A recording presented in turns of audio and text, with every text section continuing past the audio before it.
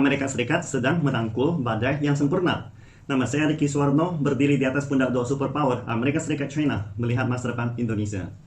Akibat konflik Rusia-Ukraina, para modal kapitalis melarikan diri dari Eropa dengan kecepatan yang belum pernah terjadi sebelumnya. Dalam seminggu sesudah tanggal 24 Februari, sebanyak 6,6 miliar dolar telah mengalir keluar dari dana saham Eropa. Jauh lebih banyak daripada setelah Brexit, menyebabkan pasar saham di beberapa negara besar Eropa anjlok lebih dari 10%. Di pasar valuta asing, euro jatuh ke level terendah terhadap dolar Amerika dalam 2 tahun. Bukan hanya Eropa, tetapi obligasi respons terhadap ketidakpastian akibat perang. Namun, ada seorang investor bilioner yang telah buy short. Pasar emerging market juga mengalami hal yang sama dalam 2 tahun terakhir. Lantas, kemana perginya para kapitalis yang kabur itu? Dari perspektif kinerja pasar, mereka terutama mengalir ke Amerika Serikat dan Australia. Hal ini bisa terlihat dari indeks dolar Amerika Serikat dan dolar Australia yang naik tajam. Selain itu, sebagian besar modal juga memasuki pasar logam mulia seperti emas untuk keamanan. Beberapa media barat terang-terangan mengatakan tujuan utama Amerika Serikat memprovokasi konflik antara Rusia dan Ukraina adalah untuk memaksa kapitalis Eropa ke Amerika Serikat. Semakin kacau situasi global, semakin besar peran safe haven dolar Amerika Serikat sebagai mata uang cadangan global. Pelarian darurat modal kapitalis dari Eropa merupakan pasar saham Eropa 2 tahun yang lalu, sehingga cuan banyak uang. Beliau adalah Ray Dalio, pendiri Bridgewater Hedge Fund terbesar dunia. Beliau ibarat seorang nabi yang sepertinya selalu dapat memiliki kemampuan untuk memprediksi dengan tepat setiap krisis moneter dunia. Seperti krisis keuangan Amerika Serikat di tahun 2008, 2 tahun sebelumnya, dan meramalkan kabar buruk pasar Eropa pada awal epidemi COVID-19.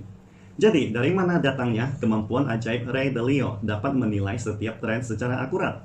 Ray Dalio memberikan jawabannya dalam buku barunya Principles for Dealing with the Changing World Order, Why Nations Succeed and Fail, yang menekankan sangatlah penting untuk memahami siklus besar daripada tren kecil. Ini bukan siklus ekonomi 10 tahun, 20 tahun, tetapi siklus 100 tahun, 500 tahun kemudian. Waktu yang dapat dialami seseorang hanyalah beberapa dekade, dan itu hanya sebagian kecil dari siklus besar. Siklus besar tidak berada dalam ruang lingkup pengalaman hidup kita. Oleh karena itu, kita perlu mencari pola tersebut dalam sejarah. Dalam pandangannya, naik turunnya 3 negara kekuatan besar dalam 500 tahun sejarah kapitalisme seperti Belanda, Inggris, dan Amerika Serikat. Semuanya dapat dijelaskan dengan model sistem dinamis ini. Naik turunnya setiap kekuatan besar terdiri dari perubahan 8 faktor. Contohnya, pendidikan, daya saing produk, inovasi dan teknologi, output ekonomi, pangsa perdagangan dunia, kekuatan pusat finansial, dan status mata uang cadangan. Seperti yang ditekankan oleh Ray Dalio, politik dan media Amerika Serikat saat ini telah kehilangan kemampuan untuk mengamati dunia secara objektif. Segala hal yang dilakukan pesaing terbesarnya, China, selalu terlihat seperti konspirasi, dan pujian apapun untuk China secara politis tidak diperbolehkan. Selama lebih dari 70 tahun dalam hidupnya, Ray Dalio belum pernah melihat Amerika Serikat yang begitu tidak percaya diri. Walaupun demikian, hal serupa tidak jarang terjadi dalam sejarah 500 tahun terakhir, yakni setiap kali superpower dunia mulai kehilangan dominasinya, para media dan kalangan politikusnya menjadi sangat radikal, mengklasifikasikan informasi apapun yang menguntungkan lawannya sebagai pengkhianatan dan konspirasi. Seperti yang terjadi dengan kekuatan Eropa di tahun 1930-an misalnya. Dalam 10 tahun sebelum pecahnya Perang Dunia Kedua, semua media Eropa menjadi sangat sensitif, selalu curiga di setiap kesempatan bahwa ada konspirasi warganya sendiri akan mengkhianati negara. Ini adalah salah satu tanda penting dari kemunduran hegemoni Barat. Tanda-tanda lainnya seperti pemimpin yang tidak kompeten, rasis, pencetakan uang semaunya, utang negara yang semakin tinggi, demo, protes yang sering terjadi, dan banyak lagi. Semua titik-titik ini terkumpul menjadi satu membentuk perfect storm, badai yang sempurna, yang dapat menggulingkan sang hegemoni dunia. Badai semacam ini belum pernah dialami dunia dalam 70 tahun terakhir. Itulah sebabnya disebut sebagai perubahan besar yang tak terlihat dalam 1 abad terakhir. Ray Dalio menyebutnya sebagai big circles atau siklus kekuatan besar. Beliau menemukan bahwa setiap akhir dari siklus kekuatan besar pasti akan membentuk badai yang sempurna. Badai seperti itu pernah terjadi antara tahun 1930 hingga 1945. Dan dalam satu dekade berikutnya, badai tersebut mungkin akan terjadi lagi. Kerangka analisisnya sangat mencerahkan bagi kita semua yang hidup di era ini. Karena kita semua sangat berkemungkinan menyaksikan badai sempurna yang belum pernah terjadi dalam satu abad terakhir sejarah manusia. Sangat disayangkan, ada beberapa bagian terpenting dari buku ini yang mungkin agak sulit dicerna bagi mereka yang tidak memiliki latar belakang keuangan dan perbankan. Jadi, Ricky akan berusaha menjelaskan kembali esensi kerangka analisisnya dengan kata-kata yang lebih mudah dimengerti oleh orang awam. Apa itu siklus kekuatan besar, big circles? Big circles adalah seluruh proses negara superpower dunia dari pembentukannya hingga kemundurannya atau keruntuhannya, yang dapat dibagi menjadi 18 tahap. Misalnya, ketika negara ini didirikan, tahap pertama akan muncul pemimpin yang sangat kuat. Mereka menggunakan solusi kreatif untuk menciptakan pendidikan yang baik dan budaya positif dengan kemampuan mengalokasikan sumber daya yang sangat baik, yang akan membuat negara tersebut memiliki daya saing paling kuat. Daya saing negara yang sangat kuat akan meningkatkan pendapatan, di mana akhirnya akan membentuk suatu pasar yang besar. Disinilah siklus kebajikan dimulai. Seiring pengoperasian lingkaran kebaikan, status pusat keuangan secara bertahap akan terbentuk. Ketika pusat keuangan mencapai ke puncaknya, negara ini secara alami akan menjadi superpower global yang dominan, sehingga memperoleh status hegemoni moneter. Status hegemoni moneter memungkinkan negara superpower ini mengumpulkan kekayaan pada tingkat yang sangat mencengangkan. Akibatnya, mereka memulai ekspansi global yang belum pernah terjadi sebelumnya. Kemudian, banyak kekayaan yang diperoleh dengan mudah mulai membuat superpower tidak efisien. Setelah kelemahan overekspansi secara bertahap mulai muncul, mereka mulai kehilangan daya saing mereka. Namun, para konsorsium terus mengumpulkan kekayaan secara besar-besaran, sementara orang-orang awam tetap diam di tempat tanpa perubahan apapun. Akibatnya, kesenjangan antara yang kaya dan yang miskin mulai melebar lagi, sehingga konflik domestik semakin meningkat. Untuk meredakan konflik domestik dan memberikan kesejahteraan yang tinggi kepada publik, pemimpin yang baru dilantik harus terus meminjam, sehingga akumulasi hutang mulai melebihi produktivitas negara yang sebenarnya. Untuk mencegah default, bank sentral hanya dapat mulai mencetak dolar sebanyak mungkin. Akan tetapi, mencetak dolar semaunya akan menyebabkan inflasi. Akibatnya, semakin memicu konflik internal dan menyebabkan negara-negara lain mulai tidak mempercayai mata uang sang hegemoni. Ketidakpercayaan yang menumpuk mulai membentuk dan menggulingkan kartu domino, dan akhirnya menyebabkan sang hegemoni kehilangan status mata uang cadangannya selamanya. Tentu saja, bencana ini belum berakhir di sini. Fragmentasi sosial yang parah dan kelemahan nasional secara bertahap menyebabkan pemimpin negara terlalu sibuk mempertahankan status quo kekuasaannya daripada membuat rencana jangka panjang.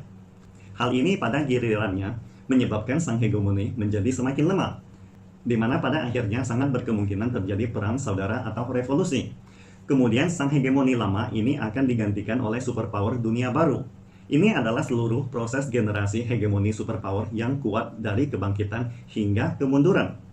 Jika kita membandingkan model ini dengan situasi Amerika Serikat saat ini, kita akan menemukan bahwa kesenjangan antara si kaya dan si miskin, utang negara yang semakin besar, dan kontradiksi internal, pencetakan dolar semaunya dengan presiden yang tidak kompeten.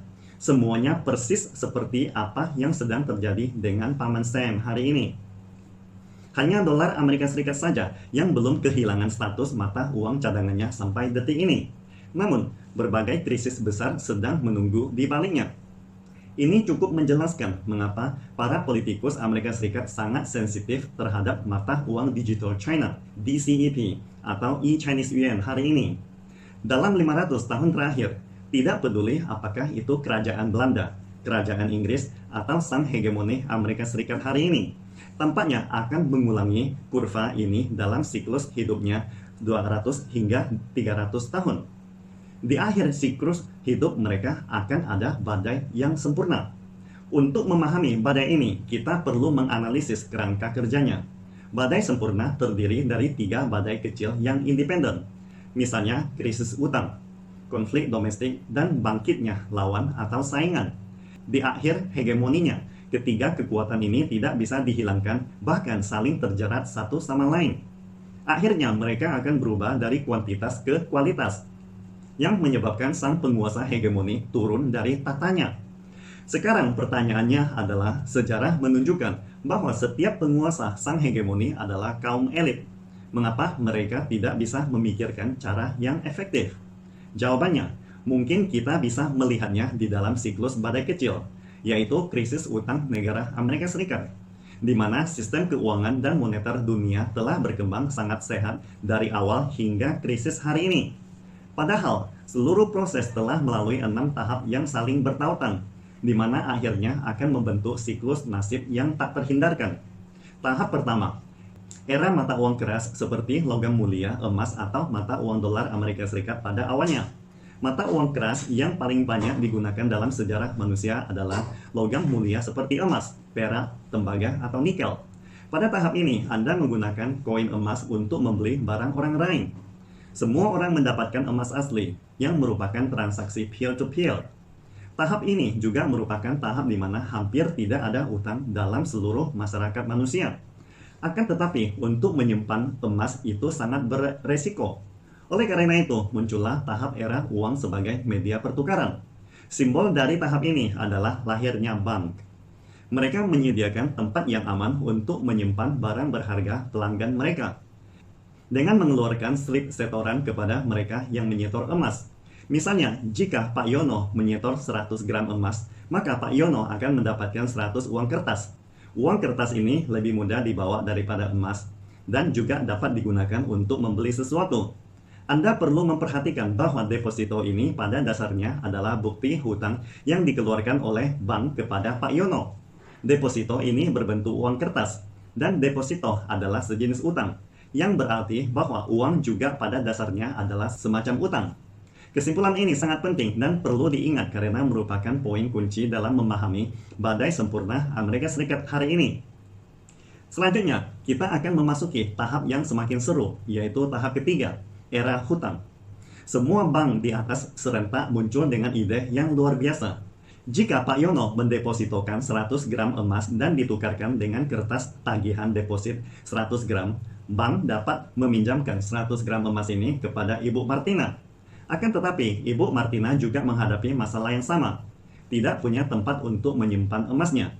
Jadi, Bu Martina harus menyimpan 100 gram emas ini dan ditukarkan dengan kertas tagihan deposit 100 gram dengan bank. Maka sesuatu hal yang ajaib akan terjadi. Meskipun bank hanya memiliki 100 gram emas, tetapi mereka dapat mengeluarkan pinjaman deposit 200 gram emas, yang setara dengan kelebihan 100 gram emas di pasaran. Tahap ini sering disebut sebagai tahap penciptaan kredit. Artinya, mendapatkan sesuatu secara percuma atau makan siang gratis. Dengan kata lain, semua bank dapat terus meminjamkan emas kepada Bu Lina, Bu Neni, ataupun Pak Budi, dan sebagainya. Setelah menemukan cara ajaib untuk cuan banyak uang ini, bank tidak dapat menolak godaan untuk berulang kali meminjamkan 100 gram emas ini kepada puluhan sampai ribuan orang. Kemudian saat-saat paling seru akhirnya datang. Pada saat Pak Yono, Bu Hadianti, Bu Martina, Bu Lina, Bu Neni, maupun Pak Budi, semuanya datang untuk menagih 100 gram emasnya. Bank tidak bisa mengembalikan begitu banyak emas sama sekali. Akhirnya pasar mulai panik. Lalu terjadilah keramaian publik menuntut bank untuk emas mereka. Sehingga kita memasuki tahap keempat, yaitu munculnya krisis utang yang mengakibatkan banyak bank mulai bangkrut. Rakyat jelata kehilangan segalanya, dan timbullah keresahan sosial. Oleh karena itu, pemerintah pusat harus mengambil tindakan untuk menyuntikkan lebih banyak emas ke bank. Namun pemerintah pusat melihat bahwa 100 gram emas sebenarnya telah menghasilkan deposit lebih dari 1 ton. Ini tidak dapat ditutupi sama sekali lagi. Lalu, apa yang terjadi? Pemerintah pusat hanya dapat memisahkan deposito dari emas.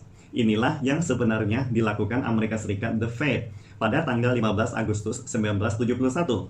Pada saat itu, Presiden Richard Nixon tiba-tiba mengumumkan kepada dunia bahwa dolar tidak lagi dipatok pada emas. Secara resmi mengakhiri perjanjian Bretton Woods System. Dunia kemudian mulai memasuki tahap kelima, era uang kertas atau the age of fiat money. Bagaimana cara kerja mata uang fiat? Artinya, bank sentral menggantikan cadangan emas asli di bank dengan kekuatan nasional abstrak Amerika Serikat sebagai cadangan. Dengan kata lain, dolar yang dipegang oleh Pak Yono, Bu Martina, dan lain sebagainya, pada dasarnya adalah obligasi yang didukung oleh kekuatan Amerika Serikat. Tentu saja kekuatan nasional ini tidak dapat dilihat atau diraba, melainkan hanyalah konsensus yang ada di otak semua orang di seluruh dunia. Jadi, konsensus macam apa yang paling kuat? Dalam kompetisi apapun, cara termudah untuk membentuk konsensus bersama adalah sang juara. Pada dasarnya, semua orang bisa mengingat sang juara satu. Akan tetapi runner-up, kedua atau ketiga jarang diingat. Jadi, jika Amerika Serikat ingin membuat uang kertasnya populer, ia harus diakui oleh dunia sebagai bos besar atau Big Brother dunia. Maka, untuk menjaga konsensus sebagai Big Brother dunia, Amerika Serikat harus bertindak sebagai polisi dunia, mencampuri semua urusan negara lain, mengendalikan minyak dunia dengan paksa, memberi sanksi kepada lawan atau negara yang tidak patuh kepadanya, termasuk mempromosikan berbagai macam nilai pandang cara Amerika Serikat di mana-mana. Meskipun biaya pengeluaran di bidang-bidang ini sangatlah besar, namun di era mata uang fiat, selama Anda selalu menjadi sang juara satu, itu berarti Amerika Serikat memiliki banyak uang yang tidak akan pernah habis dipakai. Karena Amerika Serikat dapat mencetak uang semaunya tanpa batas. Misalnya, dalam krisis keuangan 2018, The Fed mencetak dolar gila-gilaan, dan kemudian mereka menemukan mereka tidak menderita kerugian apapun.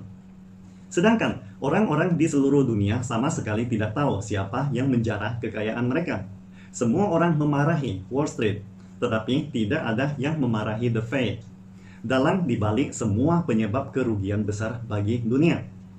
Tindakan mencetak dolar secara besar-besaran akan meningkatkan harga saham Amerika Serikat, sehingga membuat banyak pemilih dan politisi Gedung Putih sangat senang. Dengan cara ini, mencetak dolar semaunya tidak hanya dapat menyelesaikan krisis mereka, mendapatkan banyak dukungan pemilih, juga dapat mengalihkan konflik internal mereka ke negara lain seperti Rusia atau China. Apakah ada obat mujarab yang lebih baik dari ini di dunia ini?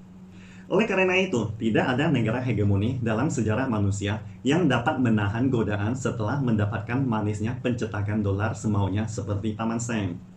Maka, mulai tahun 2008, Amerika Serikat mulai mencetak dolar secara besar-besaran dan semaunya, menyebabkan Amerika Serikat terus melangkah ke tahap ke-6, yaitu era spam mata uang dolar.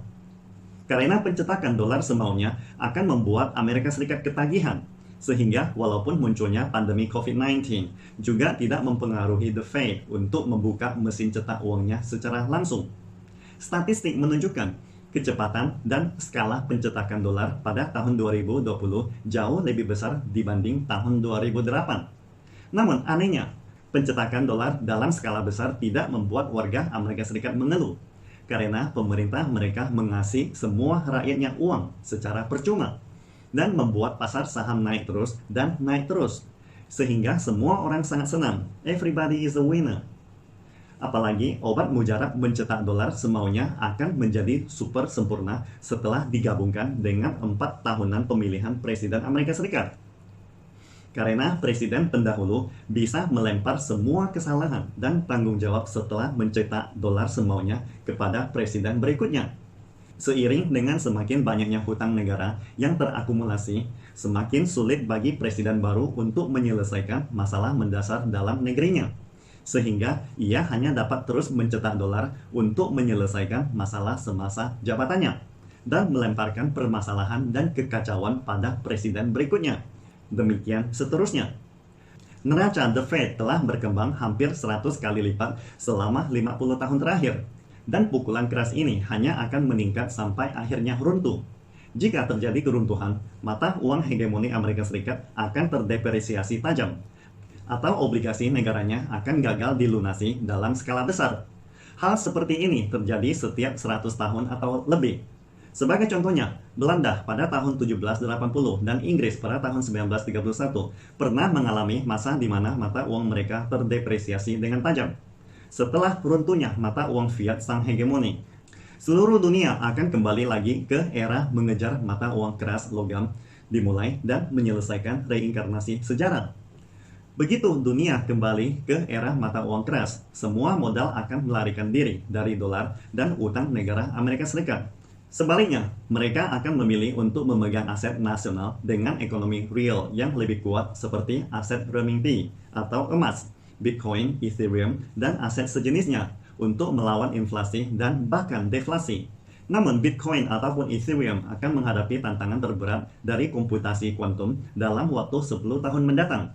Sehingga tidak ada yang berani memprediksi apakah Bitcoin masih dapat berkembang sampai 10 atau 20 tahun kemudian. Ray Dalio menekankan bahwa aset renminbi akan sangat berkemungkinan menjadi pemenang terbesar di masa depan, yang dapat mencapai puncak kejayaan dalam 10 tahun dan menjadi tempat yang paling aman bagi modal global. Ketika momen ini tiba, renminbi mungkin akan mengalami apresiasi besar-besaran terhadap dolar, membuat semua warga China merasa bahagia datang dengan tiba-tiba. Kebahagiaan seperti apakah itu? Bayangkan, warga China dapat menukar 1 renminbi dengan 1 dolar yang belum pernah terjadi sebelumnya. Tentu saja, ketika berbicara tentang renminbi, tentu kita harus menyebut kekuatan superpower di belakangnya, China. Kebangkitan China sebagai lawan yang paling kuat adalah badai kedua yang dihadapi Amerika Serikat saat ini. Selama 100 tahun terakhir, Amerika Serikat tidak pernah menghadapi musuh yang begitu secara komprehensif. Pada tahun 1970-an, Uni Soviet hanya dapat bersaing dengan Amerika Serikat secara militer, tetapi kurang memadai dalam kekuatan ekonomi dan perdagangan.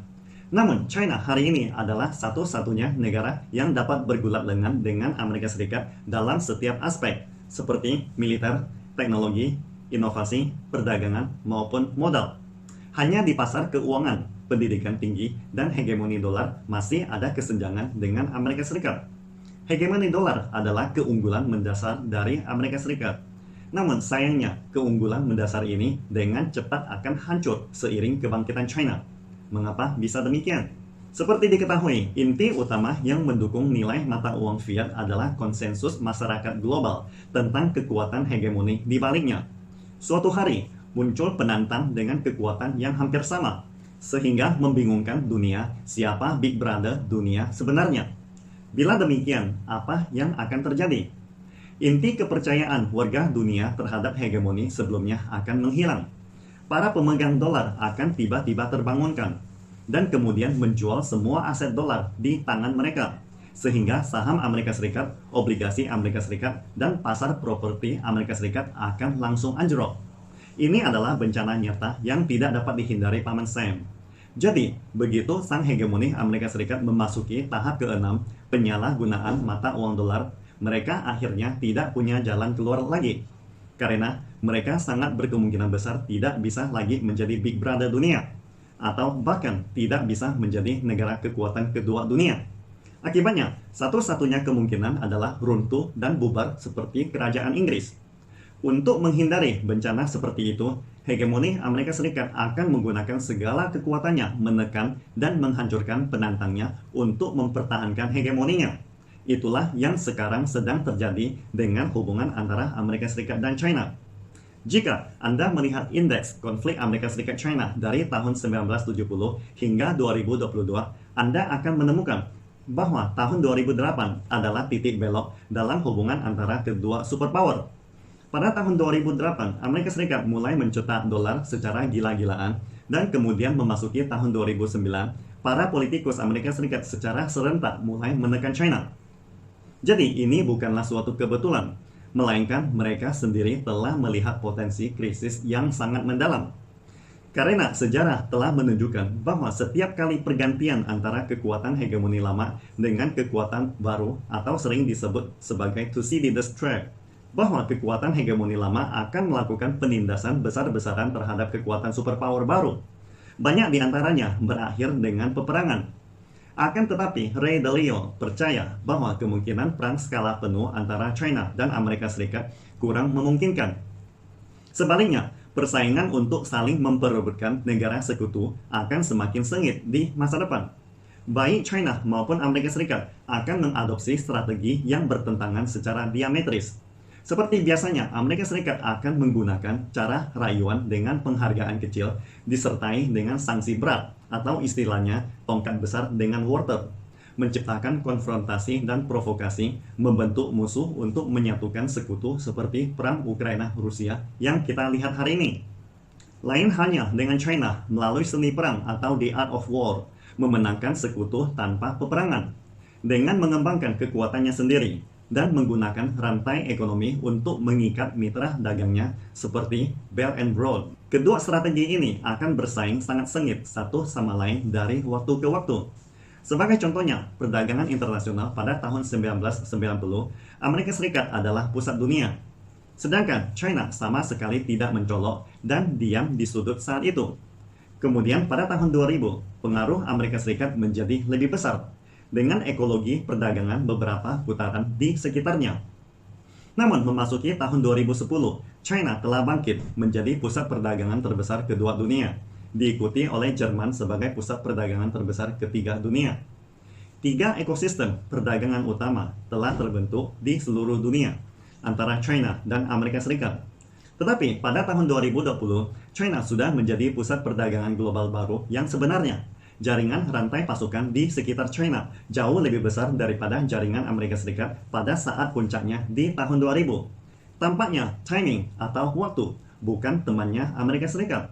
Semua masyarakat global menyaksikan kebangkitan China, pesaing terbaru Paman Sam. Kenyataan ini dan krisis utang negara Amerika Serikat mungkin memiliki hubungan yang saling erat berkaitan. Bangkitnya kekuatan baru menyebabkan hegemoni Amerika Serikat semakin tidak tertahankan. Hegemoni yang tidak tertahankan menyebabkan krisis utang dolar Amerika Serikat. Krisis utang dolar Amerika Serikat menyebabkan semua modal pada kabur. Dan akhirnya modal asing yang melarikan diri membuat hegemoni Amerika Serikat runtuh lebih cepat. Dalam situasi hari ini, Amerika Serikat harus dapat memilih pemimpin yang kuat dan kompeten pada waktu yang tepat. Membangun kembali hubungan dengan superpower baru China dengan menghilangkan semua konflik internalnya untuk mengatasi masalah pencetakan dolar besar-besaran. Dengan demikian, badai yang sempurna mungkin tidak datang secepat ini. Akan tetapi, sangat disayangkan, badai kecil ketiga telah muncul di depan mata. Konflik domestik yang semakin parah menyebabkan Amerika Serikat sangat sulit untuk memilih pemimpin yang kompeten. Dari sejarah Romawi kuno, maupun kerajaan Belanda hingga kerajaan Inggris, tak satu pun dari mereka dapat menghasilkan pemimpin yang kuat di akhir kehidupan hegemoni mereka. Hal ini dikarenakan perpecahan internal yang sangat parah di dalam pemerintahan mereka. Perpecahan ini terlihat dalam kesenjangan antara si kaya dan si miskin, yang mengarah pada konflik etnis, radikal yang mengarah ke media ekstrim, runtuhnya kepercayaan yang mengarah pada pertarungan brutal dalam negeri, pemusatan kekayaan yang mengarah pada kecemburuan sosial, dan konflik nilai-nilai yang mengarah pada perpecahan antara partai politik. Semua karakteristik di atas sama seperti yang kita lihat di Amerika Serikat saat ini, kata Ray Dalio. Bila ditelusuri, pada tahun 1976, sebanyak 72% warga Amerika Serikat mempercayai media mereka. Tetapi memasuki tahun 2019, menurut statistik Gallup, jumlah warga yang mempercayai media Amerika Serikat telah turun drastis menjadi 41%. Hal ini juga menyebabkan banyak pakar dan cendekiawan Amerika Serikat menghindari media dan tidak berani berbicara seperti kebebasan berbicara yang sering dipromosikan oleh Amerika Serikat sendiri. Pemusatan kekayaan pada golongan orang tertentu juga telah menyebabkan lonjakan konsumsi produk seni. Seperti meroketnya harga NFC Amerika selama setahun terakhir adalah contoh utama. Belum lagi perpecahan antara partai yang semakin parah. Misalnya pada tahun 1990, 82% dari senator Amerika Serikat akan memiliki pilihan suara yang sama di setengah dari rancangan undang-undang. Tetapi pada tahun 2015, perpecahan total antara Partai Demokrat dan Partai Republik telah terbentuk. Diskusi masalah tidak melihat benar atau salah, melainkan hanya bergantung pada partai. Sehingga para senator hanya terlihat seperti zombie dalam film serial Walking Dead. Tampaknya keretakan di Amerika Serikat saat ini telah merambah ke berbagai wilayah. dan telah membentuk kekuatan terakhir yang mendorong the perfect storm. Setelah memahami ketiga kekuatan ini, kita akan menjadi lebih jelas bahwa hari ini sudah sangat sulit untuk menghentikan badai ini. Badai yang sempurna di Amerika Serikat hanya akan datang terlambat, namun tidak akan absen.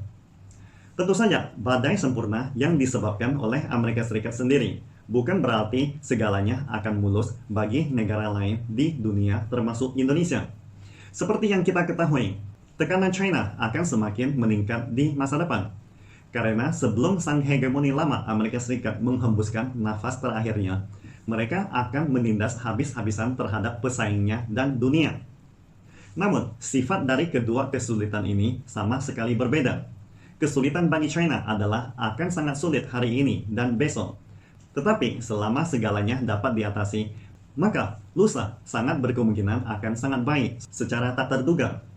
Sebaliknya, kesulitan di Amerika Serikat adalah sebenarnya hari ini mungkin cukup sulit. Namun mereka mendorong dan menundanya untuk hari esok. Dan kemudian besoknya didorong sampai ke hari lusa, sampai akhirnya amin. Menurut ramalan Ray Dalio, badai sempurna yang disebabkan oleh pencetakan dolar secara besar-besaran kemungkinan akan terjadi antara tahun 2023 hingga 2028 dengan error sekitar 3 tahun. Jika prediksinya tepat, yang harus dilakukan China adalah bekerja keras selama 5 hingga 10 tahun ke depan. Selama China dapat meningkatkan kemampuan industri dan menutupi semua kekurangan teknologi di bidang semikonduktor, kemudian ketika badai sempurna di Amerika Serikat berakhir, dunia akan kembali memasuki era mata uang keras. Itulah momen puncak kejayaan China telah benar-benar datang, kata Ray Dalio. Begitu Made in China tidak perlu lagi disedot darah oleh hegemoni dolar, maka daya beli Chinese Yuan global akan meningkat drastis. Hanya dengan begitu, rakyat China baru dapat benar-benar merasakan kemakmuran bersama yang dibawakan oleh pemerintah yang kuat dan adidaya, Beijing. Seperti apakah rasa kebahagiaan dan kemakmuran bersama itu?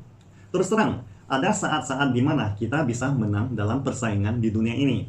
Tentu saja, kekuatan sendiri sangatlah penting.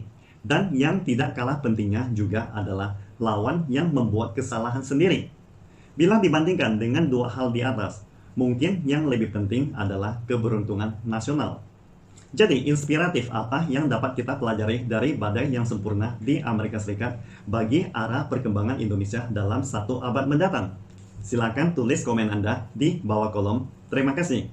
Pastikan Anda subscribe dan follow akun ini supaya senantiasa mendapatkan info terbaru tentang teknologi terkini AI berkaitan. Salam Indonesia Maju!